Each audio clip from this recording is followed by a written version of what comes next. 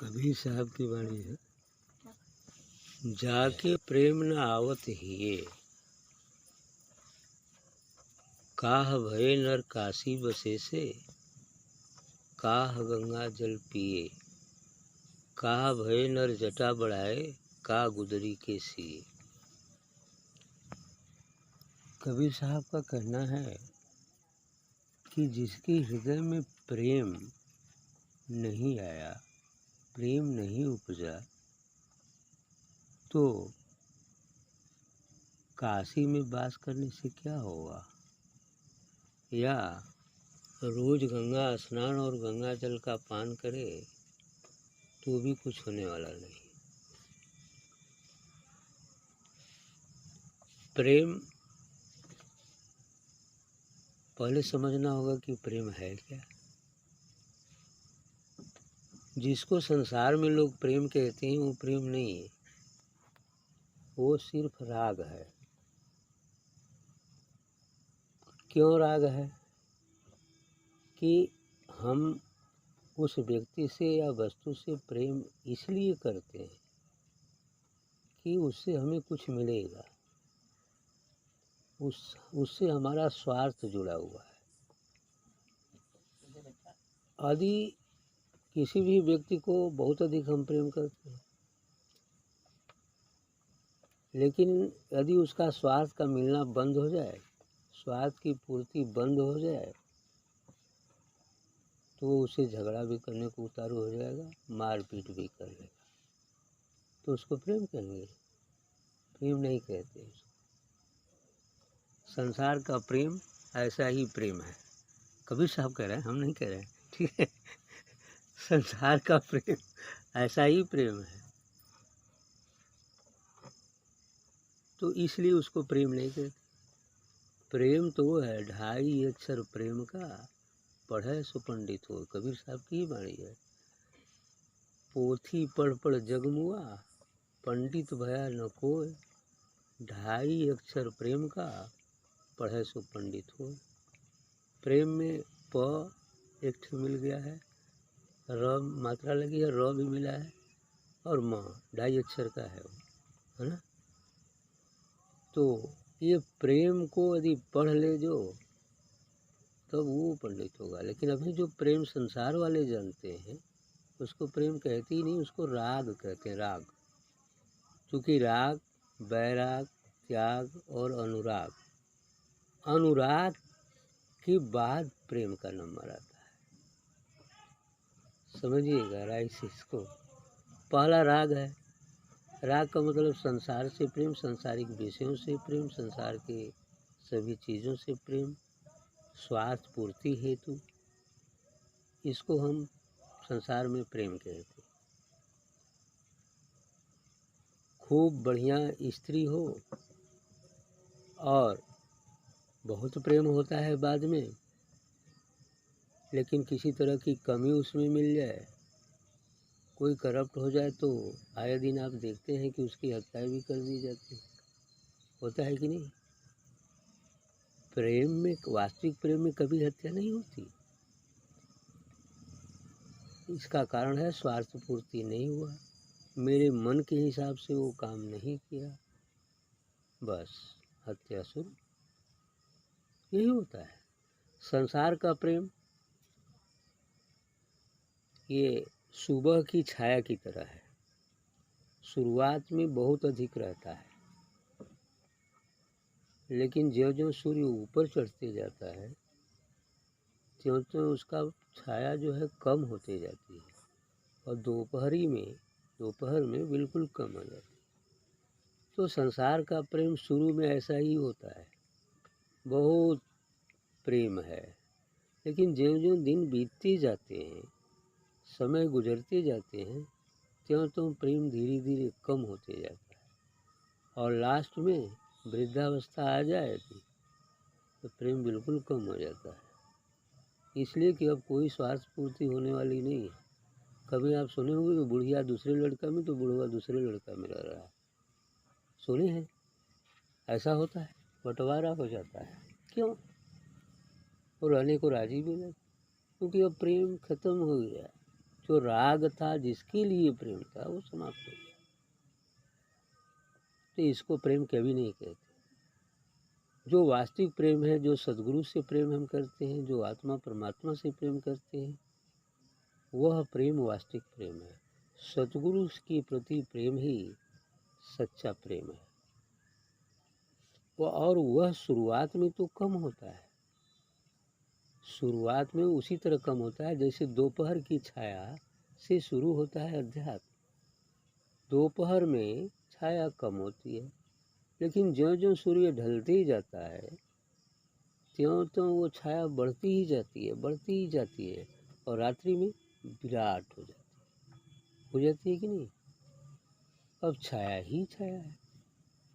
उसी तरह सद्गुरु से प्रेम, अध्यात्म से प्रेम जो है कि ऐसा है कि शुरू में कम रहता है, क्योंकि हम जानते नहीं उसके बारे में, इसलिए अनमने ढंग से उसको लेते हैं। लेकिन ज्यों-ज्यों हम सद्गुरु के सानिध्य में रहते हैं, बार बार आते जाते हैं, उनकी बातों को सुनते हैं, तब यह प्रेम धीरे धीरे बढ़ते जाता है। विराट कब होगा? आखिरी में। वो भी बता दे कब विराट हुआ। जैसे अभय जी, मैं आपसे पूछूं, मोबाइल दीजिए, यहाँ रखिए, अपना मोबाइल यहाँ रखिए, ठीक है, बैठ गई। अब मैं पूछूं ये मोबाइल किसका है, तो आपका उत्तर क्या होगा? यस, सही उत्तर है।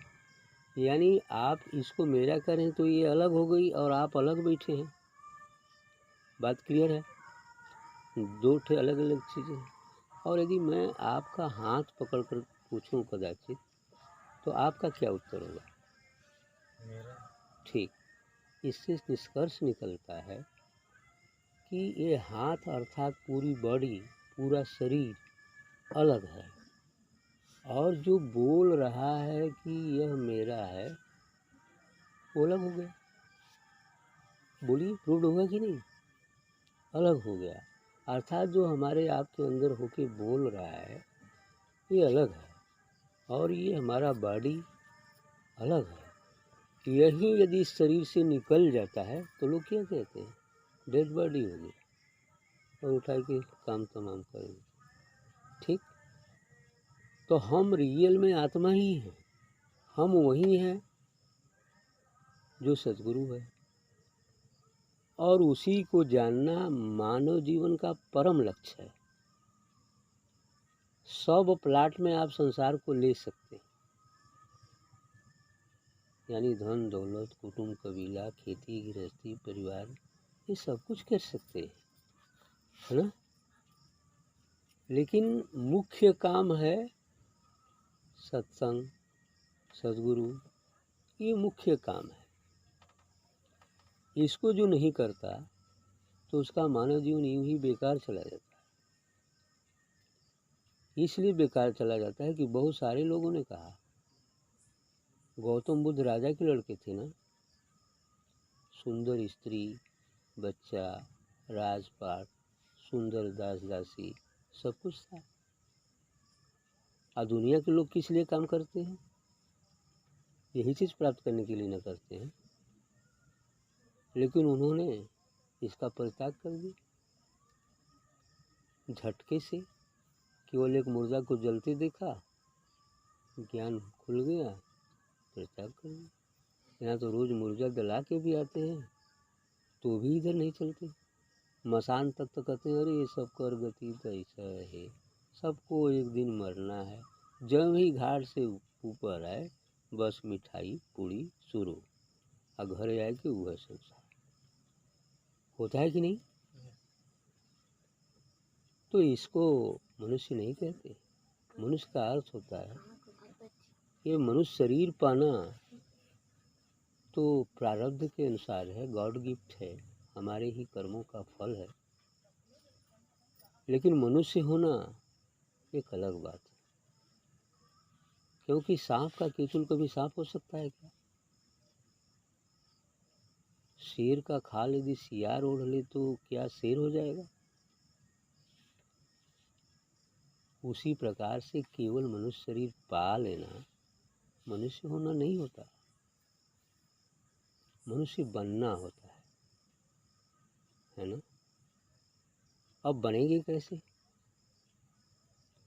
जब व्यक्ति मनुष्य बन जाएगा तब वो अपने को जान जाएगा। और प्रश्न केवल एक ही है, मैं कौन हूँ। अभी मैंने मैं कौन हूँ को बताया, क्लियरफाई किया। अर्थात हम शरीर नहीं हैं, हम कौन है? आत्मा है। लेकिन क्या हम आत्मा को जानते हैं? बोलिए ना। यस, हम आत्मा को नहीं जानते हैं, जानना होता है। क्योंकि हमारी इस आत्मा जो जीवात्मा बन गई है, इस पर 3 गिलाफ चढ़े हुए हैं, स्थूल शरीर का, सूक्ष्म शरीर का, कारण शरीर का।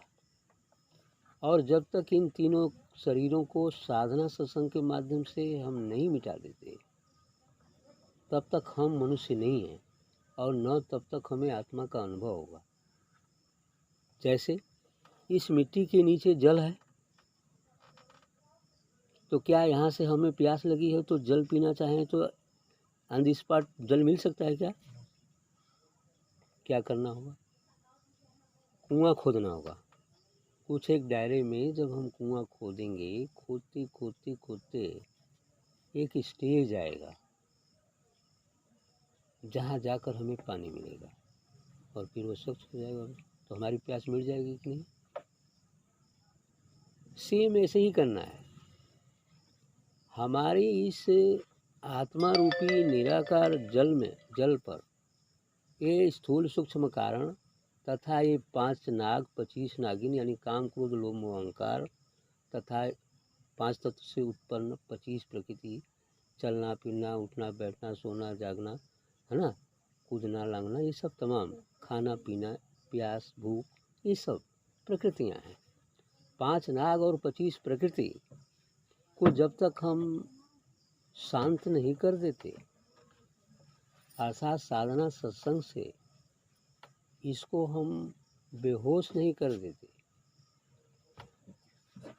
अर्थात इन तीनों शरीर के दायरे से उठकर हम जीरो में नहीं चले जाते, अर्थात शरीर रहते मन रहते हमें शरीर और मन का भान न हो, तब हम शून्यता प्राप्त करते हैं और उस समय जल दिखलाई देता है, अर्थात उस समय हम आत्मा हो जाएंगे।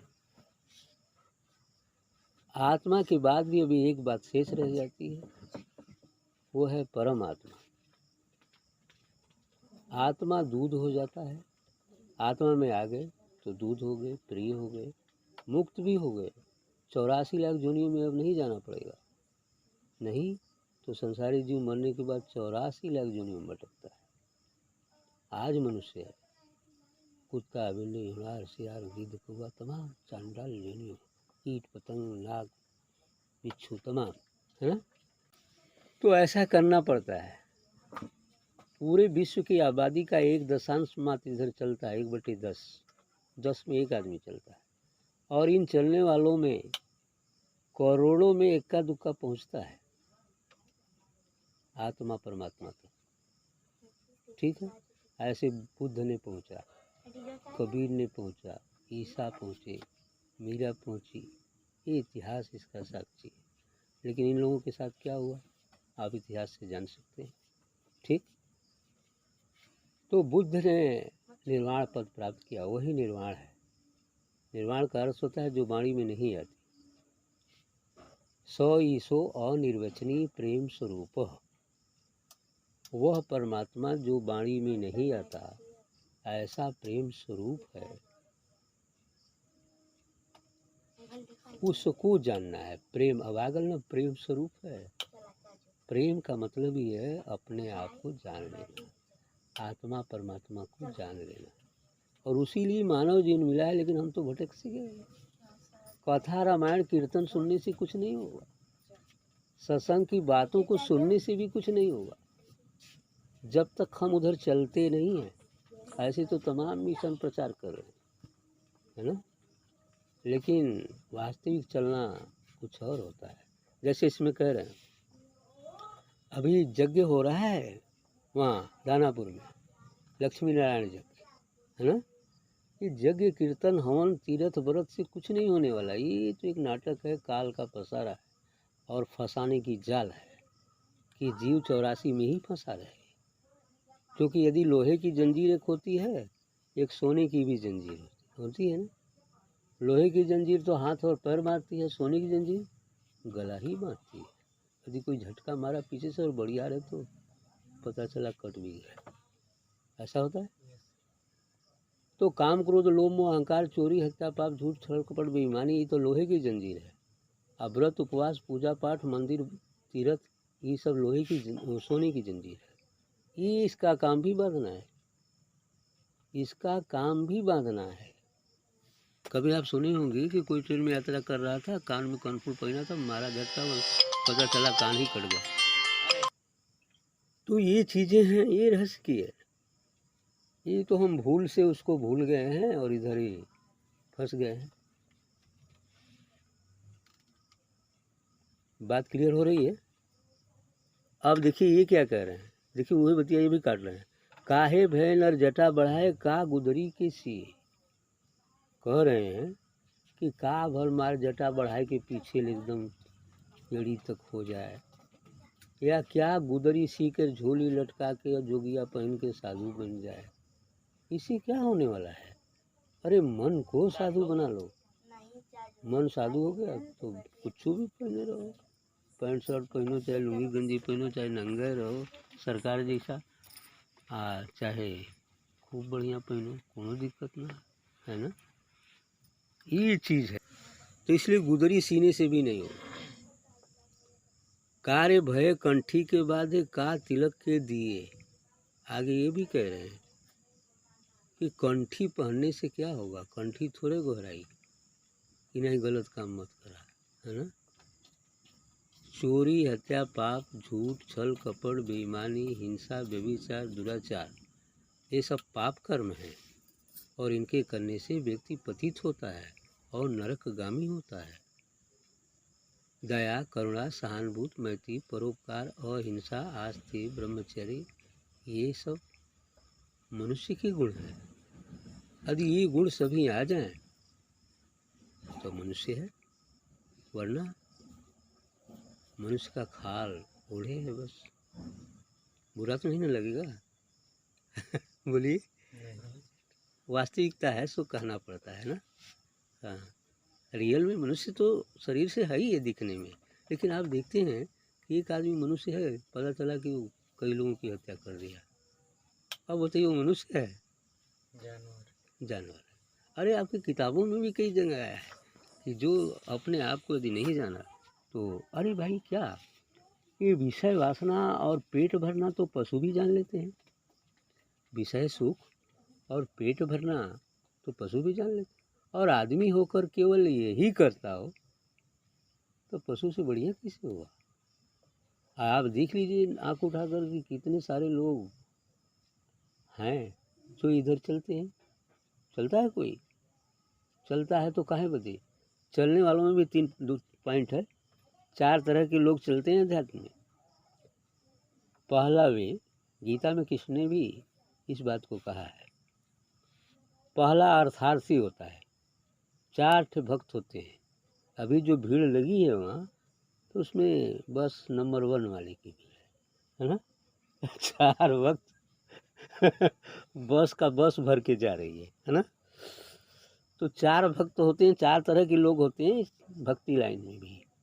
पहला वो होता है अर्थार्थी, माने वो अर्थार्थी की चलो बाबा से कह दे तो हमें कुछ आशीर्वाद दे दिए तो हमारी लॉटरी पड़ जाई, हमारी नौकरी लग जाई, हमारी हो जाई है ना, तो घर मकान बना तो बन जाई, बिजनेस चली, ये चलते इसलिए जाते हैं। तो इसको भक्त की कैटेगरी में नहीं रखा जाता है। परमात्मा के यहाँ सौदाबाजी नहीं चलती कि 2 पैसा का अगरबत्ती बस 10 रुपया चढ़ाओ थी तो लॉटरी पड़ जाए, ऐसा कोनो बाजार नहीं। ठीक, ये भक्त नहीं माने जाते। दूसरी तरह के वे लोग होते हैं जो आर्त भक्त कहे जाते हैं। आर्त का मतलब होता है दुखी हूँ, जैसे कोई लंबी बीमारी, लकवा मार दिया हो, टीबी का पेशेंट हो, लकवा का पेशेंट हो, एड्स का पेशेंट हो या किसी चीज़ का पेशेंट हो। अब सुन लिया कि बाबा बड़ा जानकार हुआ तो दौड़ चली, यज्ञ होता है आदमी दंडी के चेला चला उन्हीं से आशीर्वाद लेगा, है ना, का हो जाए कि हमारा रोग ठीक हो। ऐसा भी नहीं होता। रोग जिसको प्रारब्ध भोगना है वो भोगेगा ही। प्रारब्ध बिना भोगे समाप्त नहीं होता, है ना।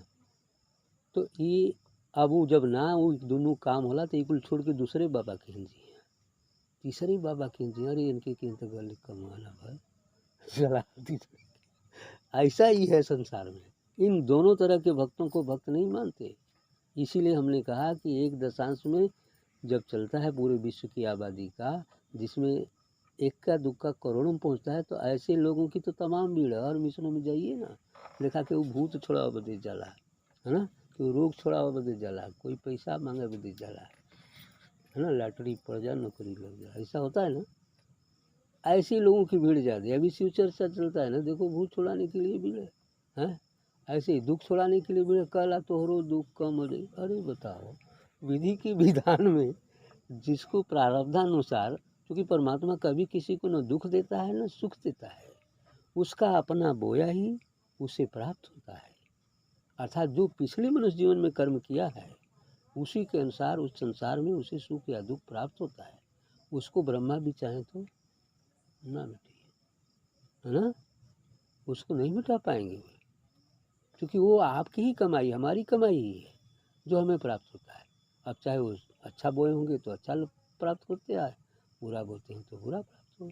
इसीलिए इस जीवन में तो हमें कम से कम चाहिए कि जो कुछ मिला है उसका उपहार, उसका धन्यवाद है, लेकिन अब से हम कुछ ऐसा कर लें जिससे हमारा उद्धार हो जाए। ये मानव जीवन ही ऐसा है जो हमें मोक्ष दिला सकता है। मोक्ष शब्द सुना है आप लोग डिक्शनरी में? हिंदी में मोक्ष शब्द सुना है?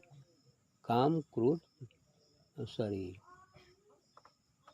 वो क्या है, यानी मोक्ष शब्द है ना, क्या उसको चार पदार्थ, अर्थ धर्म काम मोक्ष। इस संसार में चार पदार्थ हैं, अर्थ धर्म काम मोक्ष। अच्छा, अर्थ धर्म काम और मोक्ष, ये चार चीज़ें, ये तीन ही तो संसार में थोड़ा बहुत कुछ न कुछ सभी के मिल ही जाला, लेकिन मोक्ष असंभव सा है। लेकिन संभव भी है, क्योंकि यदि कोई चलकर इसे संभव किया है तो हम भी कर सकते हैं। यदि बुद्ध ने किया, ईसा ने किया, मूसा ने किया, मीरा ने किया, कबीर ने किया, रैदास ने किया, नानक ने किया, तमाम लोगों ने किया, तो वही आँख कान नाक मुँह हृदय हाथ पैर तो हमारा भी है। लेकिन ध्यान इस बात का देना है कि किस रास्ते पर चलकर उन लोगों ने जाना, उस रास्ते पर यदि हम भी चलेंगे तो जान सकते हैं। क्योंकि कर्म की स्वतंत्रता है, कर्म की ही स्वतंत्र रखा है, बाकी चीज़ें तो मालिक अपने हाथ में लिया है। केवल मनुष्य के जी में कर्म है और कुछ नहीं। अब जैसा कर्म करेगा उस तरह का फल प्राप्त होगा। यदि बुरा कर्म करता है तो पतन को प्राप्त होगा, 84 में जाएगा।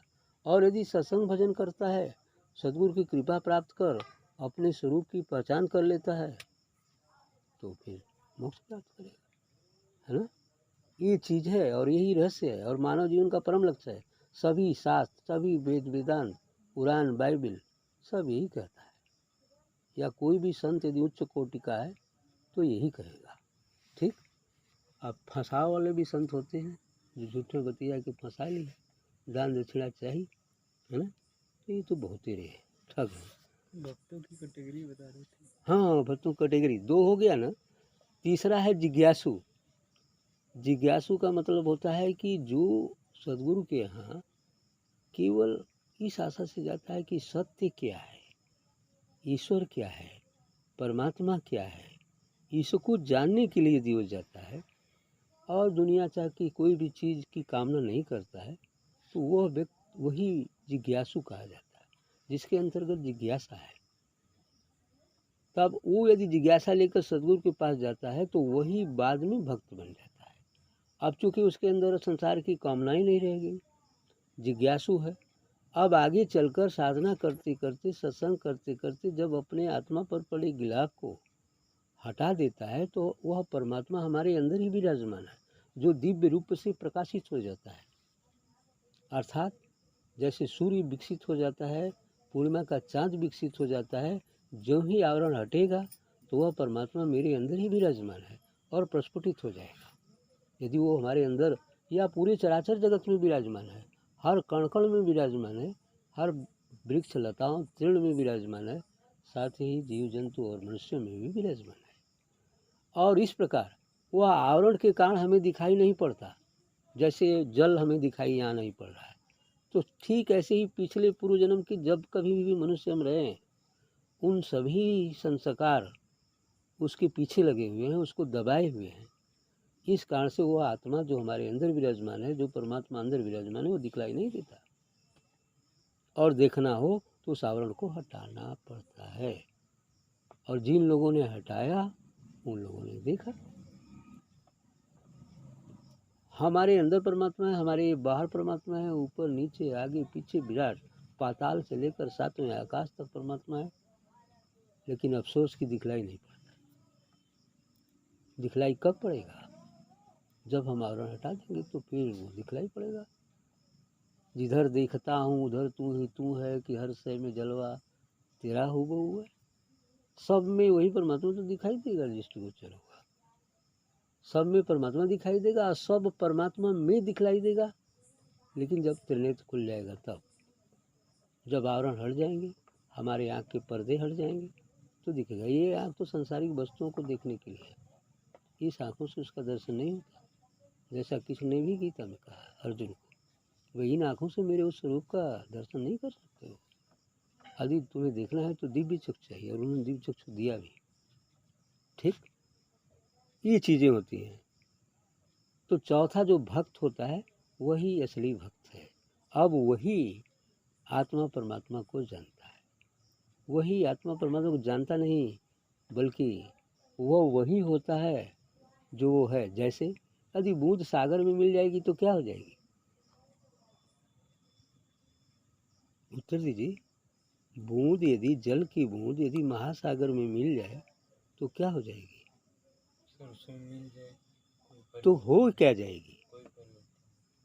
क्या बूंद में कोई परिवर्तन नहीं होगा? तब यही तो उत्तर हम पूछ रहे हैं। बूंद जब सागर में मिल जाएगी तो क्या हो जाएगी? सागर हो जाएगी। सही आपका उत्तर है ना?